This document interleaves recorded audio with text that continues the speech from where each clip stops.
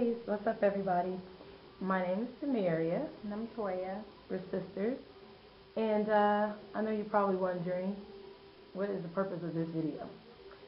Well, we recently, well, technically, we started a boutique about a year ago. October 21st is when we got our assumed name certificate last year, '09. And but we just officially moved into a storefront in September. And we had our grand opening October 9th? October 9th. So it's been a couple of weeks. Anyhow, we thought, you know what would be cool is, because it's so hard to break into the retail business, a lot of people, most businesses fail, probably in less than a year. With the economy being the way it is now, it's extremely difficult. I mean, business is really slow, and it's hard to get people in. You know, you have your bigger chains like the Walmarts, the Burlingtons, and Macy's, whatever, that, you know, most people do their shops with them. And so for small businesses, it's hard to last. But my sister and I thought, you know what, we're going to give it a good year or two. Usually you need to give a business at least 2 years to really turn over a profit. So we're going to try to hang in there for 2 years and see if we can make this thing a success. But we thought what would be cool is if we did a blog the whole time for the next year or two, and just kind of share what we're doing with everyone, and have everybody out there experience our success with us or our failure. I hate to think failure. I want to be positive, but you know, we thought it'd be kind of cool and interesting. And if we could possibly make this thing work, it would be inspiring for a lot of other, you know, young women and even men who aspire to be in business for themselves. So then we thought it'd be even cooler if we did a video blog. So we're putting ourselves out there. This is very uncomfortable for us because we don't like to really be on camera. Latoya is extremely shy. Very. I'm kind of shy to a certain extent, but so I know you're going to get tired of me because I'm going to be doing a lot of talking. I actually have a regular 9-to-5 job. I've been working at the same place for the past 11 years. I'm a single mother. I have 2 boys. My sister. I have 2 boys. I was a stay-at-home mother for about 6 years, and so I was excited to get back out and start working. Yeah. Because it's not for anybody. Right. She's also a wife, so she's got a husband and 2 boys to support that look to her. So, you know, we were talking one day last year, and we were just so frustrated with our, you know, lives financially, or what have you. I don't get to spend as much time with my boys as I'd like because I have to work. And we thought, what can we do to bring in some financial stability and still have the flexibility to be with our families, to be able to go to their games or go to their school meetings or take family vacations, you know, when we feel like, well, maybe not when we feel like it, but at least a couple of times out of the year.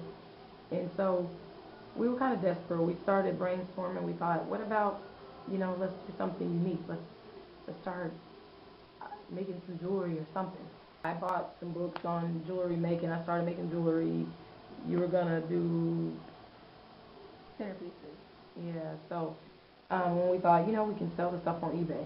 And I checked out eBay, and I got just completely overwhelmed with it because there were so many other people that were on eBay doing the exact same thing. And family love little girls. We love to dress and love to be cute. Our mom dressed us so daintily, if that's the word, when we were younger.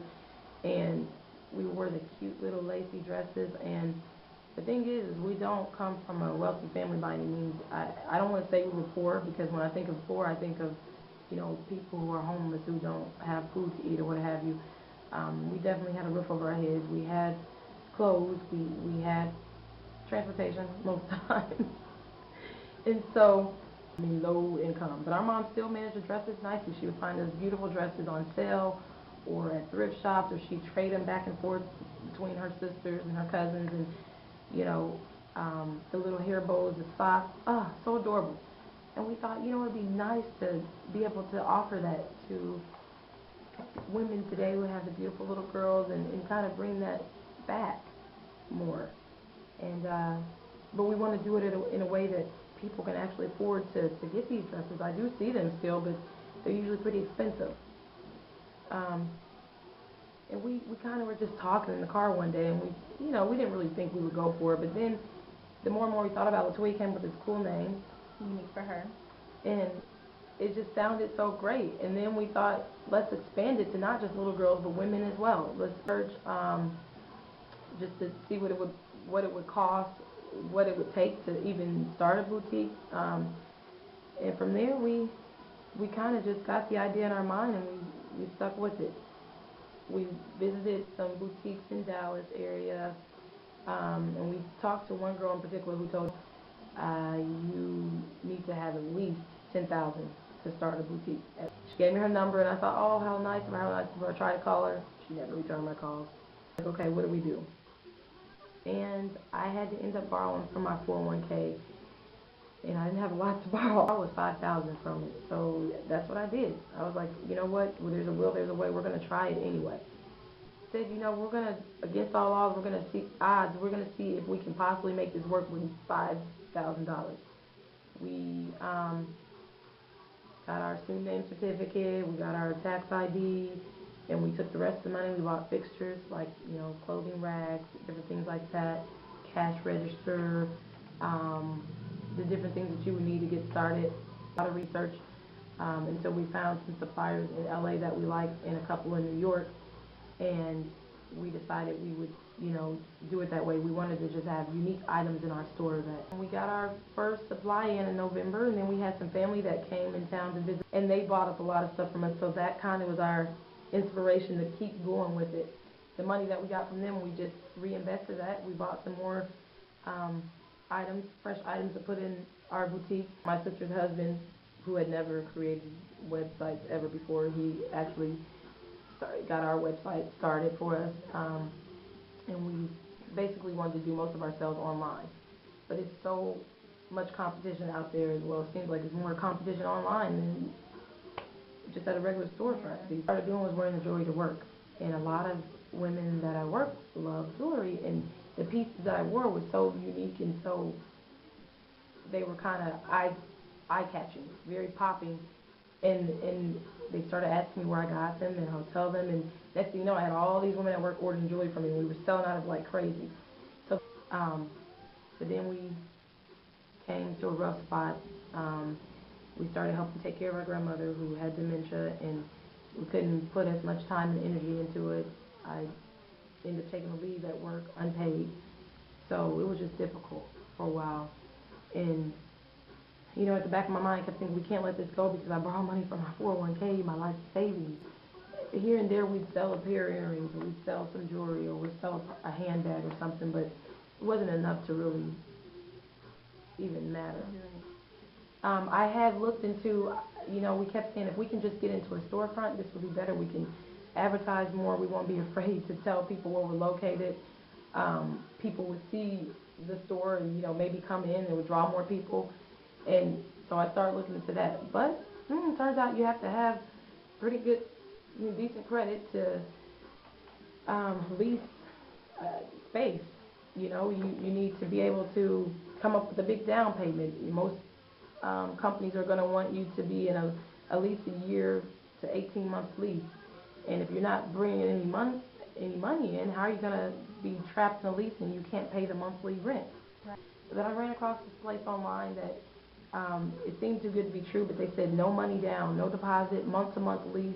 Even though the space was small, 300 square feet, called them, nothing available, but she said something should be coming available within 90 days, and that was around the time my grandmother passed. And we just left it at that. But then we went to our family reunion, which was in September of this year, and while I was there, I got a call from them. All these months have passed by, and I got a call from them, and they were like, we have the space available. When can you come in and sign a lease?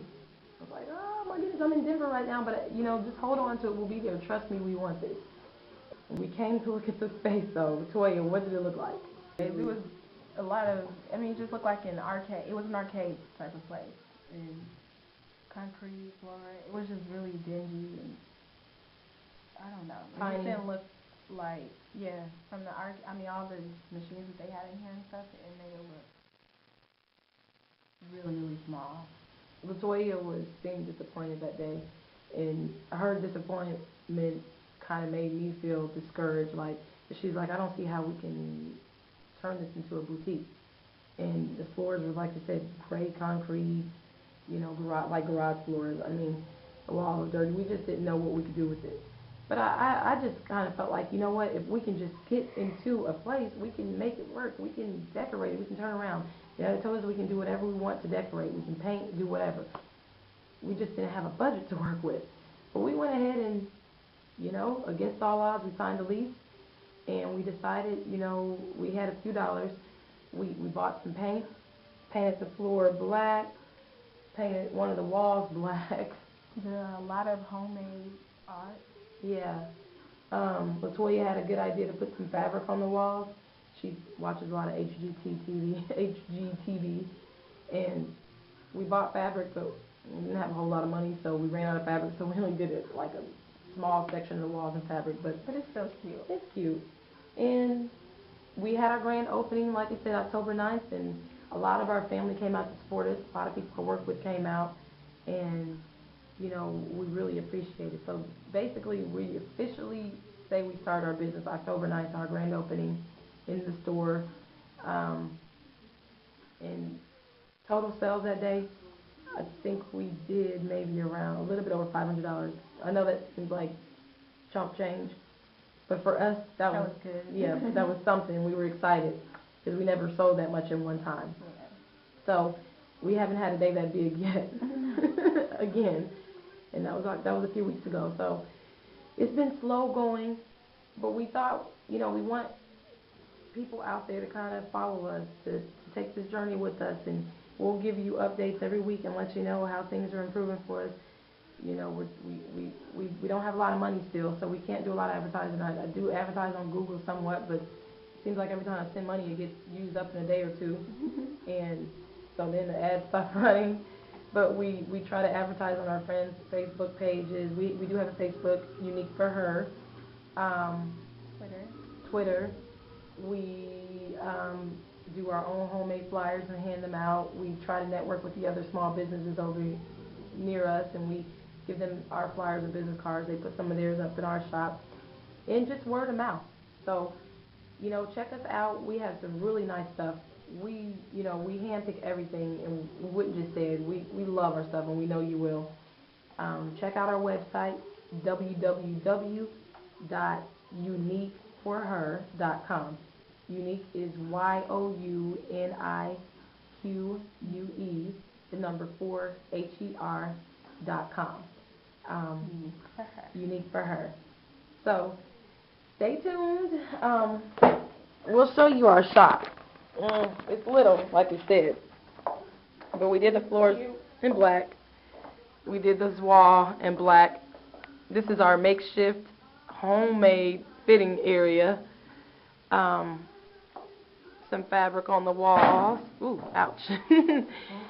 I'm not going to. Our licenses. These are little girls' tutus and pretty little dresses. Ooh, we sure did hand make the tutus, and they're beautiful. I'll show you one of them. Oh, isn't that adorable? It is. Oh, if I can get it back up there.